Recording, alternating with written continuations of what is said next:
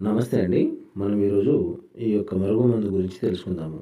దీని యొక్క ఉపయోగాల గురించి కూడా తెలుసుకుందాము. అలాగే ఈ మరుగుమందు అనేది ఎలా వాడతారనేది కూడా తెలుసుకుందాము. ముందుగా యూట్యూబ్ ప్రేక్షకులకు నా యొక్క హృదయపూర్వక నమస్కారాలండి. ఈ మరుగుమందు అనేది తినే వాటిలో, తాగే వాటిలో పెట్టుకోవాలి.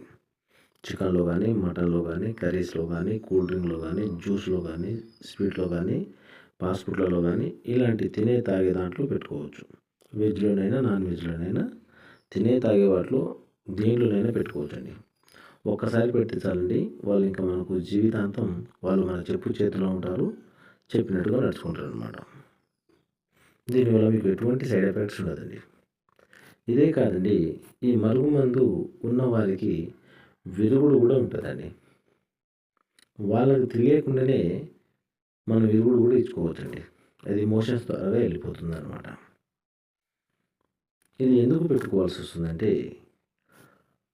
భార్యాభర్తల మధ్య సమస్యలకు భర్త భార్య మాట వినకున్నా సరే, భార్య భర్త మాట వినకున్నా సరే ఇది పెట్టుకోవాల్సి వస్తుంది. అలానే ప్రేమికులకు కూడా, అలానే కొంతమంది పిల్లలతో ఉన్న సమస్యలకు, మరి కొందరికి అత్తామామలతో ఉన్న సమస్యలకు, ఎవరికైతే ఈ సమస్యలు ఉన్నాయో వాళ్ళు కనుక ఇది పెట్టుకున్నట్లయితే కేవలం ఒకటే ఒక్క రోజులో వాళ్ళు మారిపోయి మన చెప్పు చేతిలో ఉంటారు.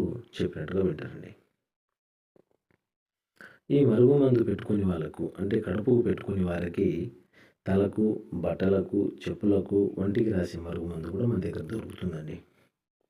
మరి ఈ 2 నాకు వీలు కాదన్న వారికి వశీకరణ పూజ అంటే ఫోటో వాళ్ళ యొక్క పేర్ల ద్వారా వశీకరణ పూజ చేసి వాళ్ళు ఎక్కడున్నా సరే, ఎంత దూరంలో ఉన్నా సరే, ఎలా ఉన్నా సరే వాళ్ళిద్దరిని వశీకరణ పూజ చేసి కలపడం జరుగుతుందనమాట.